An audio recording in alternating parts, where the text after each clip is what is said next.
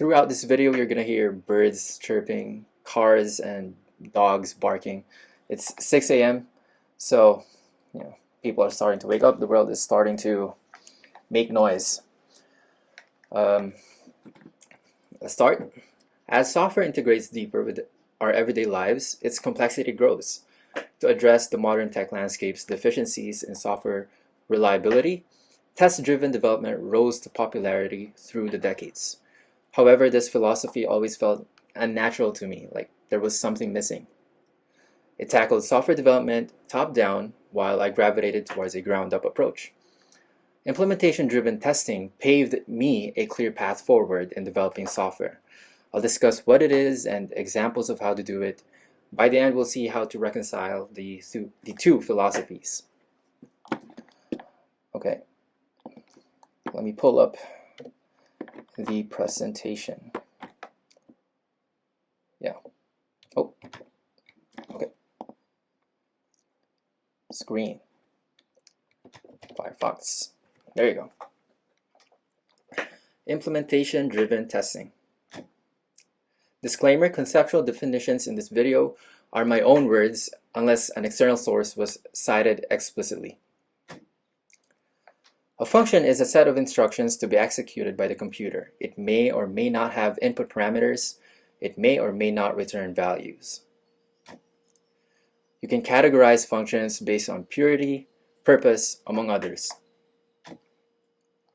Functions categorized by purity, there's two: pure and impure functions.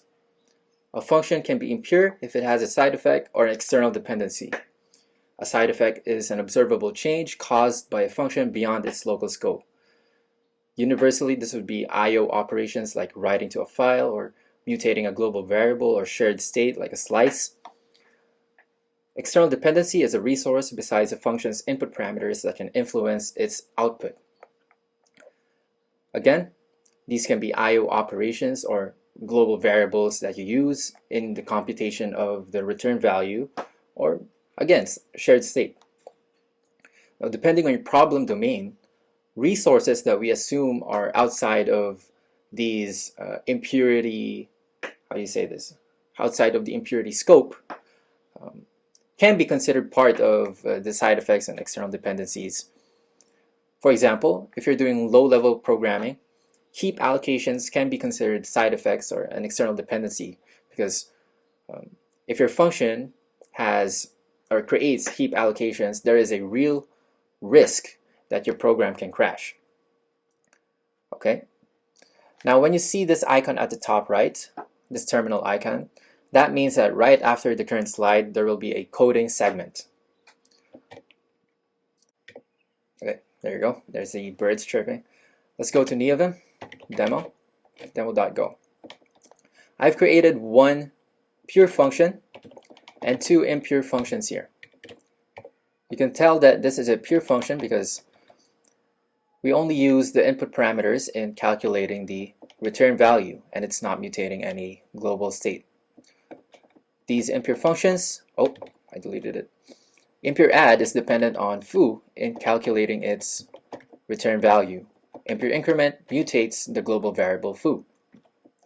If you look at func main, I will repeatedly execute or call pure add with the same input parameters or input arguments. I'll do the same with impure add while interweaving impure increment in between the print calls. So when we run demo.go, pure add stays the same, while impure add, the return value of impure add differs or increases. Now, this phenomenon is what you call determinism. So the function pure add is deterministic in that given the same input, it will always return the same output. It will always behave the same. Whereas with impure add, even though we gave the same arguments 3 times, it returned different return values. Now, what you need to know is that the purity of a function has major implications on how difficult it is to test. Functions can be categorized by purpose, You got data transformation, computation, I/O operations, orchestration, testing, or verification.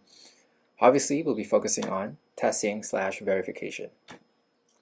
A unit test is a type of function that verifies the expected behavior or output of some other function based on predetermined input, unit being function. So it serves as a specification in test-driven development. So with the same example, I've created unit tests already. Okay, so a unit test simply calls the function that you are testing given a predetermined input, and then we have an expected output from that, and we will match the expected output with what they actually got, and if there's a mismatch, then the test suite will fail. I did the same thing with our impure add here, and we'll comment out impure increment for now. Oh, let me zoom out. Okay. When we run go test, let's remove /count, the count flag for now. Oh, right, because I didn't change this to. Oh, wait, what am I doing? I didn't change it to demo again. Okay. When we run this, the test passes. Now, when we do impure increment in test pure add, the test will fail. This completely unrelated function has mutated global state, and now our impure function test is failing. Now this is the difficulties when it comes to testing impure functions, because you have to stabilize the host environment so that you can consistently verify the output that it's creating. Let's go to this commented command here, t.parallel. So this first function will run in parallel now, and when we run the test, it passes now again. And then if we add t.parallel to the second test, now it's failing again. Okay, and if we remove this, well, it's cached, so let's add the count flag so it's always a cold build, and it's passing again. And if we remove, oh, okay, it's failing again. In test-driven development, you use unit tests to create specification for the new product feature that you're creating.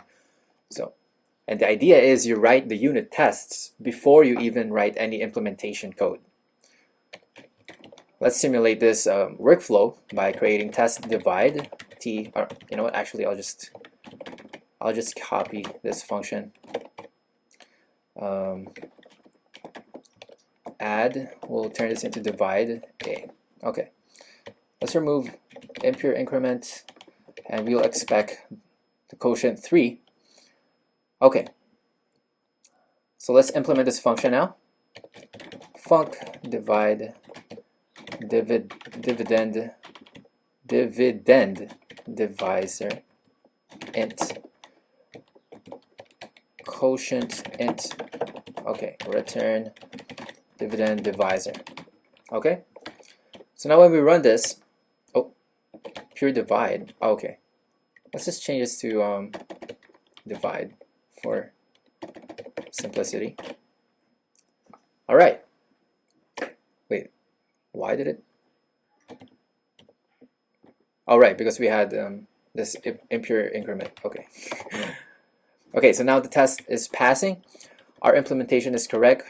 We expected the quotient 3 out of the inputs, and this is the process that was popularized by test-driven development. And I see the merit in this workflow. You want to get a feel for the API. You want to create a rough draft of it, and you're not focusing on the internals and in the details. And you know what? This is actually the same workflow that Mitchell Hashimoto has. He's the creator of HashiCorp. He's the founder. And in one of his interviews, let me pull it up. in one of his interviews, yeah, I watch a lot of chess. Okay, here we go. I found it. This is an interview for Mitchell Hashimoto where he discussed how he starts with creating APIs like CLI applications. So let me pull up the transcript. Yeah, there we go. Show transcript. And he mentioned, yes, README driven development. There we go. We designed, like, one of the first things I did with every piece of software that I designed then and now to this day is, what some people would call README driven development now. That word certainly didn't exist then, but I would actually, and I've talked about this publicly as well, I would create either a bash script or a make file or something where I just pretended the software already existed. It didn't do anything. It just echoed output into the terminal, maybe with some sleeps to make it feel real. But I did that with Terraform. So, I could run through like Terraform plan, Terraform apply. I'm running some stuff, and I would just sit there, usually on an airplane at that time in my life when the internet was bad and stuff. And I would just sit there and sort of like pretend, put myself in that environment, run these commands, and then gauge how I felt. Like, was it fun to use the software? Was it intuitive what the next step was? What sort of flags am I going to need? What sort of functionality do you think would exist? And that gave birth to sort of what we would then back up into the technology from there. And so there is some merit to the workflow that test-driven development champions, where you're simply feeling out the API and not caring much about how it actually works. So moving on, common in test-driven development, especially when you're in the job, you'd have coverage reports. Coverage reports are a quantitative metric measuring the total lines of code executed during a test run. It's often used as a proxy for test comprehensiveness, oftentimes treated as a key performance indicator or the reliability of your software. Okay, oh, why did I pull up the emoji? Okay, let's go to Gosi again, and we already have our unit tests here. It's simple to get the coverage report for Go test runs. You simply provide the flag cover. There you go. And we have 30% code coverage. Actually, you know what? Let me remove. Let me remove the main function. And why do we only have 80% code coverage? Yes.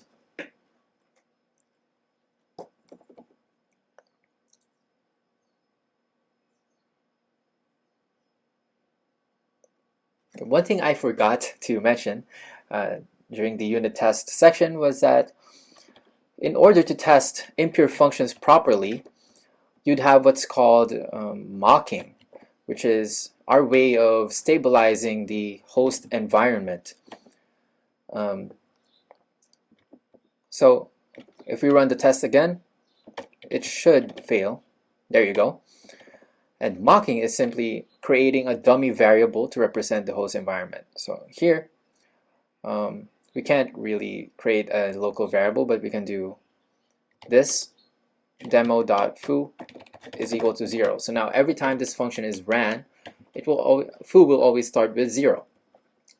And with mocking, you'd probably have a fake database that always returns a successful response, and then another database that always returns an error, and then you create unit tests based on those mocks. Yeah, I just needed to throw that in there. I forgot to mention it. All right, so now we should have 100% test coverage. Yeah, because we are executing all lines of code. So again, test coverage is simply a quantitative metric of the total lines of code that was executed during your test run. So if I added if false here, and then I added a bunch of no ops, let's create no op. There you go. If no op, and then I just pasted a bunch here. Even though we didn't change the program logic, and also this is a dead branch. This will never run. This will get compiled out in the binary. If we run the test runner now, test coverage got lower, significantly lower. All right, and this goes the same for the opposite direction. So let's remove the dead branch, and now this will always get executed. And then let's remove one of the tests, one of the unit tests. Now we have high test coverage, but we're not testing. We're completely, we have one feature that's completely untested. All right, so coverage reports are meaningless. They only serve to indicate whether you even have unit tests at all. In other words, coverage reports can be faked, they can be gamified, they're not objective in any sense of the word based on how organizations like to interpret them. When you have developers that are stressed, they have a lot of workload, and you shame them, shout at them, you guilt trip them enough, they will inflate these coverage reports to get on with their day and get you off their back. Going back to our coverage report, we have 100% test coverage. What happens if I decide to add another input? Oh, let me actually, there you go. And this time we'll do a divisor of 3. And we expect the output to return 0 for this implementation. If we run this, the program crashes. Yep, it panics, even though we had 100 test coverage beforehand. Okay, so let's implement this. Let's handle this edge case. There you go. Quotient is equal to, if divisor is equal to 0, return 0. Yep. There you go. Wait. And return quotient. There you go. Now when we run this again, we have 100% test coverage. These are the same metric, but they have vastly different qualities when it comes to software reliability, software correctness. So let me ask you this question. When you have 100% test coverage, how do you move forward? How do you know which edge cases you haven't tested, other than just literally staring at the code, looking at your unit tests, and then figuring out which one you haven't tested?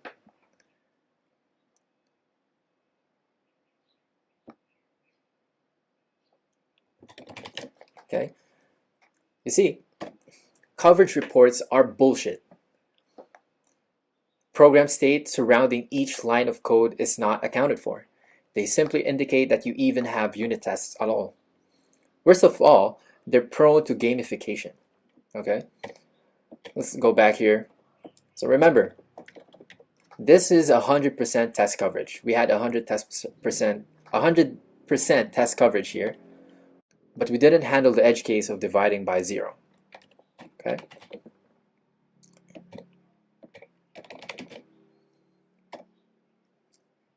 Test-driven development is about writing unit tests before implementation, using them as a specification to guide product iteration. They're good for drafting APIs, creating smoke tests, regression tests, but they're bad for polishing APIs, the internals of your system, and enforcing system properties. A property is something expected from an entity. Invariant is a type of property that is never changing. An assertion is an enforcement of a condition to hold during program execution. There's 2 types of assertions. There's hard assertions, which crash the program. Soft assertions don't. They typically log instead. Property testing is about providing comprehensive test inputs to APIs while asserting properties within your implementation. Violations encountered during development and production are accompanied by loud, immediate, and clear feedback. Let's go back to our unit tests and add more test cases. Go see demo test, and let's just copy this P, and we'll make the second addend negative. We'll expect it to be 4, and let's do one more. There you go. And this time it'll be -4. Yep, and the sum should be 2. As you provide more test cases to your unit test, you'll notice patterns, relationships between your input and output. These patterns are properties of your system or your data. For example, whenever the addends have opposing signs, 6 and -2, 6 and -4, the sum will always be lower than the positive addend. And to ensure that these patterns that we notice are real properties and not just plain coincidence, we can use assertions to enforce that these properties are real. And if they are ever violated, then we get clear feedback and we can fix the issue immediately. Because our assumptions during implementation is now invalidated, that probably means there's a bug floating inside our code base somewhere. Let's go back to our implementation. Import Golang stacks, my library, invariant, and we'll say whenever the addends have opposing signs, 0 and y is less than 0, then sum is less than the positive addend. Sum is lower than the positive addend when addends have opposing signs. There you go. Now when we run this, it passes. And if we remove these test cases, I'll comment them out. Oh, I actually forgot something. We also need to import my library here. Okay, and there's a snippet that we have to add. Test main. Okay, and 7 GC. Okay, and we need to import OS. There you go. Now our test suite is failing because we have one assertion that was not evaluated to true throughout the whole test run. And when we add back one of the test cases, now it's passing again. Let's go back to our implementation. And if ever that we had a bug in our implementation, let's add 1 here, the assertion will fail. What? Let's add 1000. There you go. The assertion will fail with the assertion message. Okay. Now what if the bug got past the assertion? And we instead return it after this invariant always. We'll return 1000. There you go. Then our tests will fail. Now what you're noticing here is a two-way contract between the unit tests and the implementation. Now whenever their assumptions are out of sync, maybe the internals got changed and we forgot to update the unit tests, one of them will always fail. And this is the exact testing methodology that Tigerbeetle uses. If you don't know Tigerbeetle, it's one of the most reliable software on earth, and I have their website pulled up already. Here we go. Let's look at their blog. It takes two. It takes two to contract. Okay, here we go. Written by Matt Glad. Essentially, what this blog says is that they have assertions both at the function definition and the function call side. So let's bring up func main here again. And I'm not going to execute this. I'm just going to show you. Let's say I call pure add here with 6 and -2. What they do is they also assert this in the scope of the call side. There you go. Sum, and then, yeah, there you go. So whenever the internals of this function changes and they forgot to update this caller, then there will be an assertion failure somewhere and they can fix the bug. This is the same idea with what I'm saying here, that our unit tests and our implementation now are coupled together, and it forces us to update both at the same time whenever the API changes.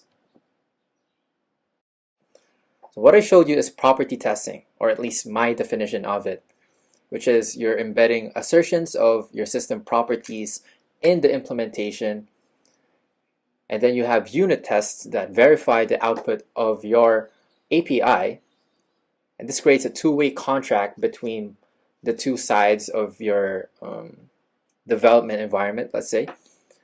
And now, whenever they go out of sync because of internal API changes, you have clear feedback on what issues or bugs or code needs updating.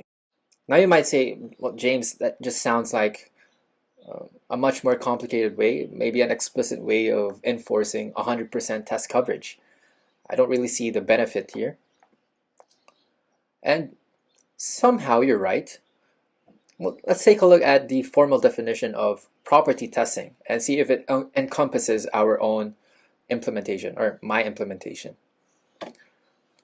These two definitions are from Antithesis, an autonomous testing company, and an academic paper titled Property-Based Testing in Practice by Goldstein et al. 2024.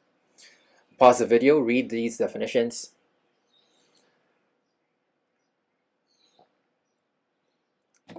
What they both have in common is that property testing involves automatically generating inputs to your test cases, or your unit tests rather. This differs from my implementation or workflow where I manually create new test inputs for my unit tests. This automatic generation of input is what we call fuzzing, and it's what unlocks the power of property testing, because now you are feeding this API with a multitude of inputs, and now you're asserting the properties of your system through a wide variety of scenarios, giving you much more confidence in the correctness of your software. Okay, so my library here is simply an emulation of a fraction of the power of property testing. I like to call it limited property testing, which involves manual creation of inputs. It's easy to create and maintain, but it only emulates a fraction of a fuzzer's comprehensiveness. The workflow that naturally arises from limited property testing is called implementation-driven testing. As new assertions are added, the test runner highlights untested conditions, prompting creation of additional test cases. This forms a two-way contract between tests and implementation. You're probably saying, James, I want the real deal. Give me full property testing. I want to get oiled up in property testing. How hard could fuzzing really be? Okay, so let's talk about the different types of fuzzers and rank them by efficiency. We have dumb fuzzers, specialized, and intelligent fuzzers. And you know what? Never mind the terminal icon here. I'm not going to code this. The best way to visualize this is with a JSON parser. So when you have a dumb fuzzer and you're feeding it to, okay, you know what? I'm going to write out so you can at least imagine it. You got a func JSON parse that takes in a string, data string. Okay, and then it returns an AST. There you go. With a dumb, okay, let's go back to Firefox. With a dumb fuzzer, it will literally just give it random data, random bytes. Now this is going to be very inefficient, as you can probably imagine, because most of the time, 99.9% of the time, you're going to receive an invalid JSON object. That's where specialized fuzzers come in. Now with specialized fuzzers, instead, you're now providing higher level input for this function. Maybe you're providing a token instead. An open brace, is it brace? Is it bracket? An open brace, a string key, a JSON array, nested JSON arrays. But most of the time, you're probably still going to provide invalid input because you you don't have any sense of, the fuzzer doesn't have guidance of the JSON grammar. So you go up another level, and now you're starting to feed JSON nodes, and you're modifying a valid JSON input. You're turning this JSON array into a nested JSON array. You're turning this string key into an integer key, whatever. Now you're always providing valid JSON, and we can keep going and going and going with how to optimize this function, this fuzzer, until you're basically encoding the edge cases into your fuzzer. Now, imagine doing this for every function, every package, every module in your code base. It's going to be high maintenance. It's a huge undertaking, and it just doesn't feel like the right way to do things, right? Like, it's such a high bar to overtake, I guess. And there's probably some way we can design this better and automate it. And that's where intelligent fuzzers come in. So you'd have a simple dumb fuzzer, but you empower it with machine learning. And now it analyzes the code paths that are getting evaluated and associate that with certain inputs. And now your fuzzer will focus inputs that lead to rarer branches. Now what I'm saying here is a completely different software tool, and that's not something that you're probably going to develop in-house. In other words, fuzzers are nice for property testing, but to actually use them effectively is it's hard, to say the least. I'll do a simple dumb fuzzer. Let's fuzz our pure add function here. Let's quit, and it's simple, really. Okay, here we go. All right. Okay, here we go. I've implemented it. Fuzz pure add. It's that simple. This is Go's native fuzzer is coverage guided, so it looks at which code branches have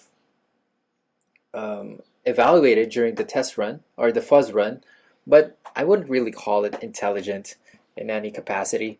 So let's inject a crash into this function. So if x is equal to if sum is equal to 10, then we'll just crash. Panic hello.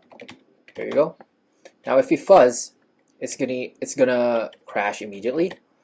But let's do 100 now. So crashes immediately.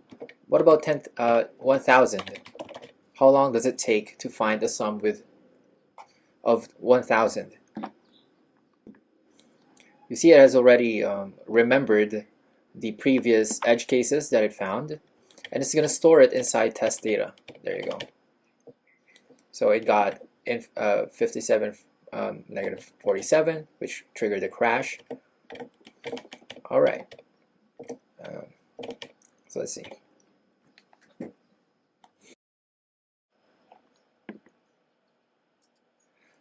Okay, so it has tried 50 million inputs, and it still hasn't found a single input that has a sum of 1000.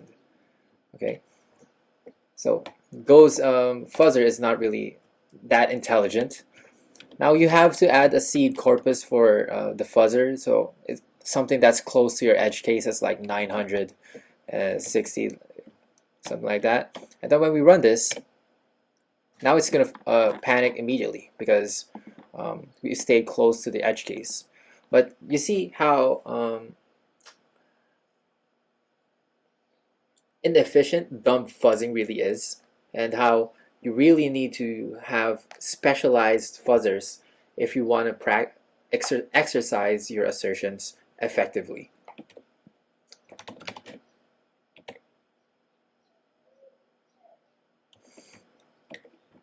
Okay. Fuzzing pros and cons. It generates input for a specific API, and this exhaustively exercises system properties. Usually a mainstream library or a tool is available, but the cons are it doesn't verify output correctness, unlike unit tests. It simply tries to crash the program by finding inputs that would violate your assertions or hit specific bugs that causes panics. It's limited for impure functions, and it's best for deterministic output.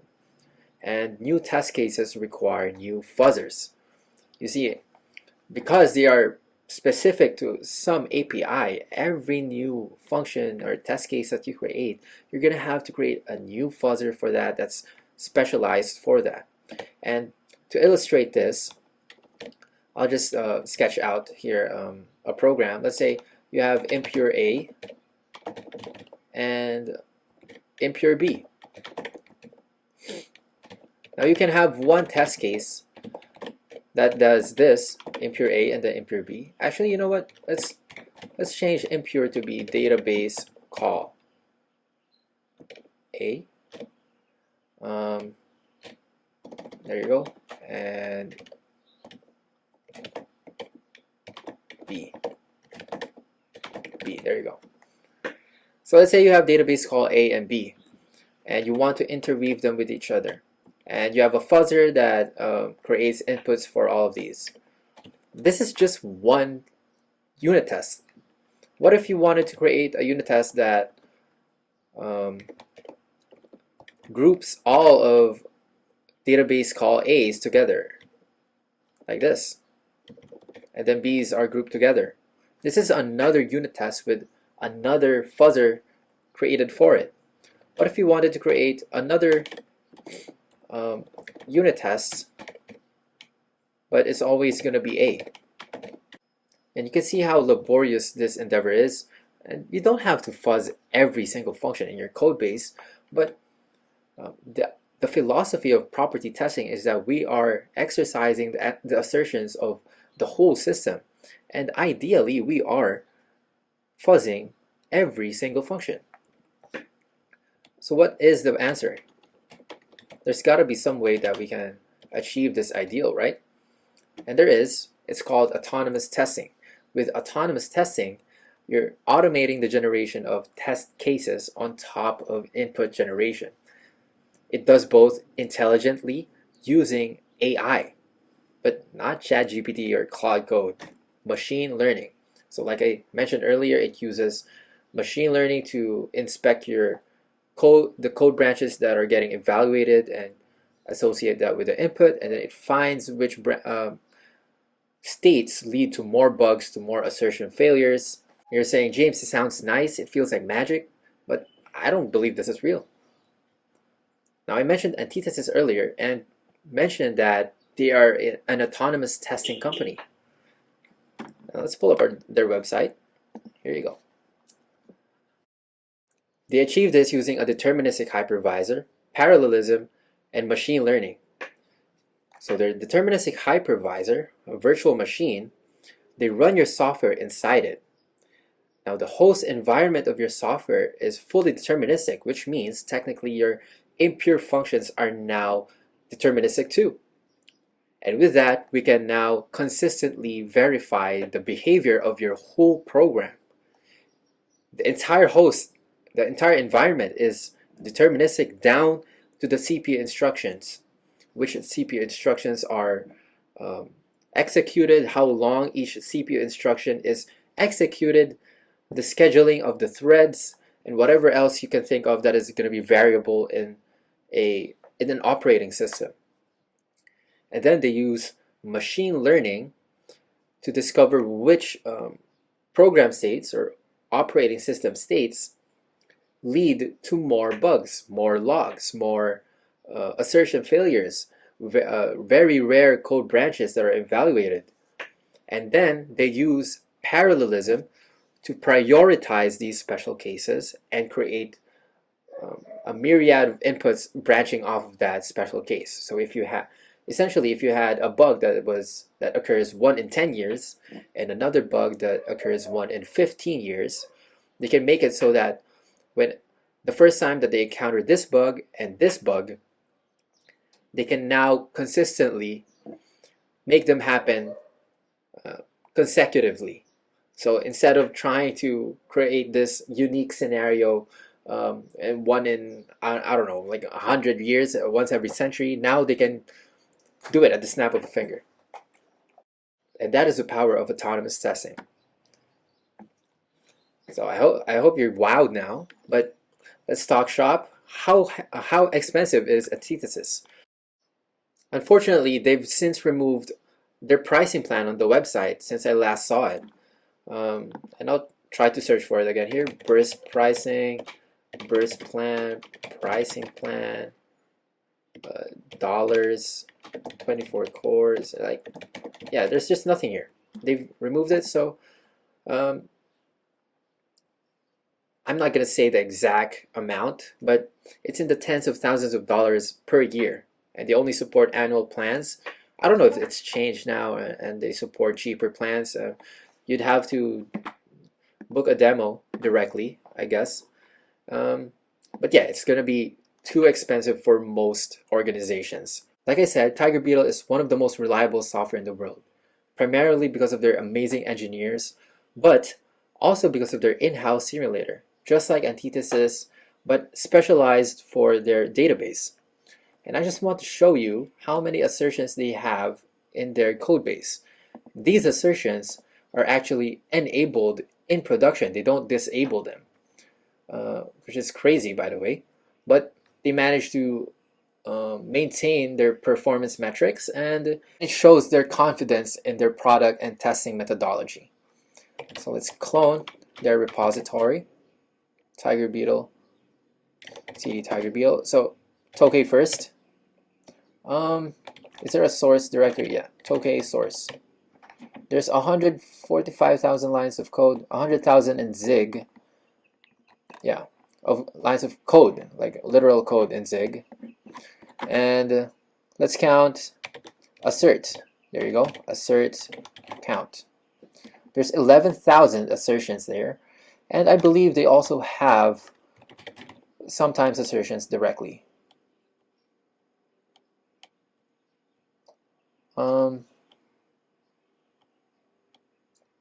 I don't see where there's sometimes assertions are, but I know they have sometimes assertions. Oh, anyway, it's not showing up. So they have 11,000 assertions in their code base. When you combine rigorous software testing with amazing software architecture, you get one of the most jaw-dropping software applications in the world. So autonomous testing is the pinnacle of software testing, but it's hard. Antithesis solves this for you, but they're expensive. That's why I created my library, Goldstein's Next Invariant, which is an implementation-driven testing framework. It's 400 lines of code, MIT license, very easy to vendor. It's meant to be vendored, okay?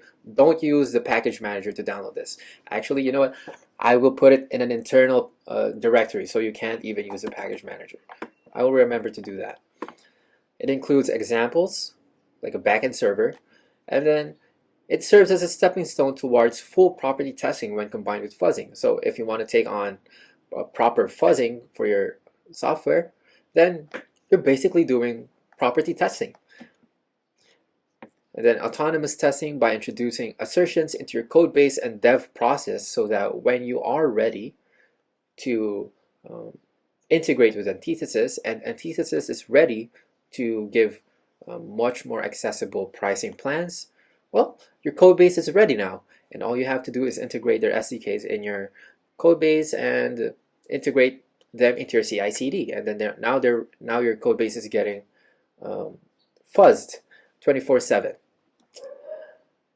Let's take a look at my library. So let's go to invariant.go. Here we go. So there's two types of assertions. You've already seen the first one.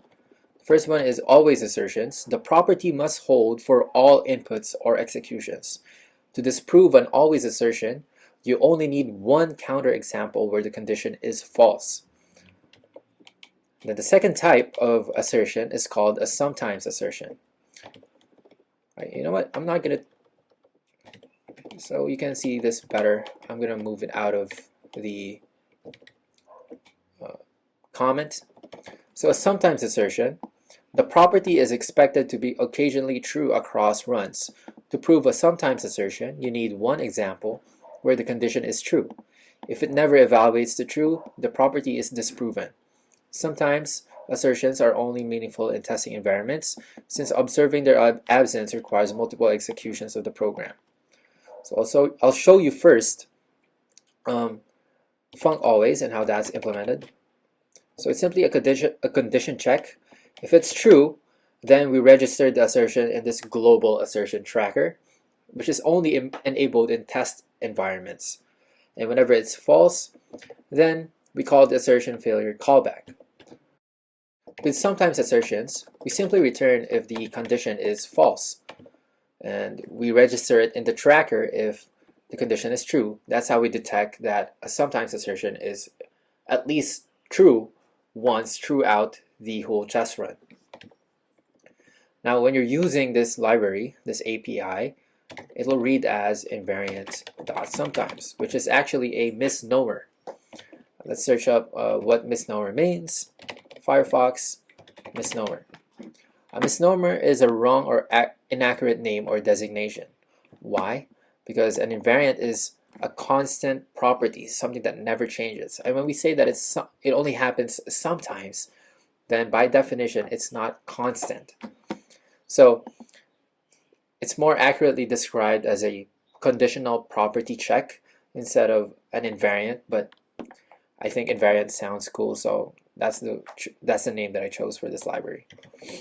And then, actually, you know what? Before I save this and ruin my build, I'll return to the. You can disable the assertions completely if you need a performance boost through the build tag disable assertions, and all the functions or most of the functions are replaced with a no-op instead. Okay, so let's look at the examples here. Math. So this is similar to the demo example. It's the 4 basic arithmetic operations, and I'm just asserting the mathematical properties of them. Commutative for addition, identity, inverse, subtraction. We got the 0 property. Oh, wait, no, that's for multiplication. The 0 property. We got associative, yada, yada, yada, yada. There's a lot here, and I didn't do it for the divide function. And even with that, this file already has, what, 29 assertions, which is a lot. And now, divide, I have this cheeky little comment here. Try to fill this one out yourself. You're encouraged to use AI, though I suspect it won't be much of help. Food for thought, if it can't prove basic mathematical operations, what about your 20 JavaScript microservices? So I tried to make AI implement this whole file on its own. I fed it literally the whole library file, this whole invariant.go, and it just couldn't do it. So imagine how well it would do when it's proofing your JavaScript microservices with uncaught exceptions. Okay, and then it also has unit tests here. So I'll just showcase it. When we remove one of the inputs here, actually, let's remove a lot of the inputs here. And then we test it again. .demo invariant examples math. Wait, what? Math? O2? Oh. There you go. Oh. And it fails. Why? Because 9 assertions were never true. And yep, there you go.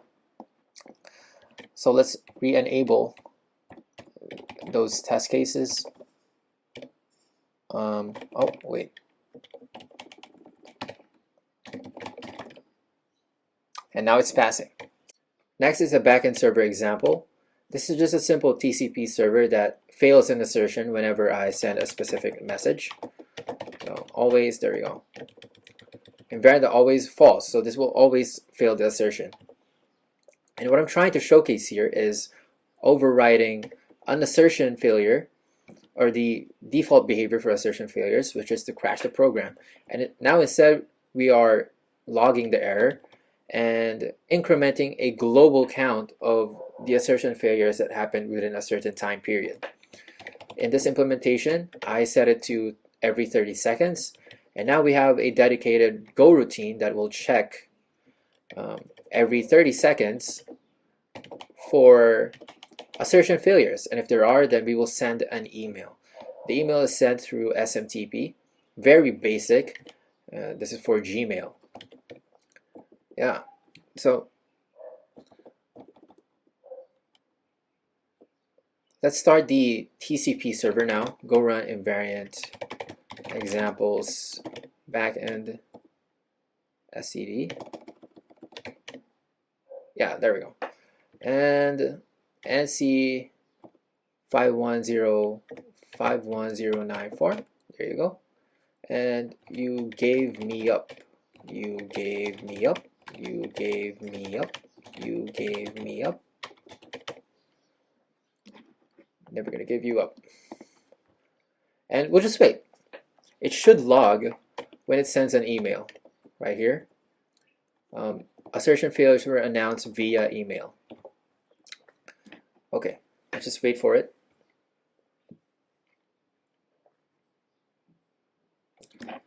Okay, now I'm going to add another assertion failure. It should have reset the counter. So we should expect 2 emails. Okay, let me shut down this first. Stop accepting connections. Okay, there you go. So we should expect 2 emails, one that says 4 assertion failures and another that says 2 assertion failures. What's important to note here is that I explicitly flushed the assertion failure count when I shut down the server. So here I have a defer function here that checks one final time if there's any assertions left. And this is critical because if your server crashes and you didn't announce the assertion failures, then that's really bad, right? So now let's take a look at my email. Here we go. Detected 4 assertion failures in the last 30 seconds. Detected 2 assertion failures in the last 2 seconds. And it was 1 minute ago, 1 minute ago. All right. So let's go back to this slideshow. So test-driven development is about drafting APIs, creating quick sanity checks with smoke tests, regression tests, and output/behavior verification. Implementation-driven testing is great for polishing API internals, exercising system properties, and actionable feedback on elusive bugs. One philosophy does not usurp the other, and you need both to create a robust testing framework. With these both in place, you get a two-way contract between the high-level test environment and the low-level implementation environment. And whenever they get out of sync, you get clear, actionable feedback on the relevant codes snippets that you need to update. What I love about this approach is that it encodes the documentation internally. You don't have a lot of context switches with reading the source implementation and then you're going to the docs website and then verifying that it's adhering to the specification, yada yada yada. Now you have a low-level understanding of the system assumptions within the local scope itself. And that just creates a much nicer developer experience and something that a lot of people tend to underestimate in how it affects the quality of our software. So I hope you learned something from this video and you start creating software that you can love. The end.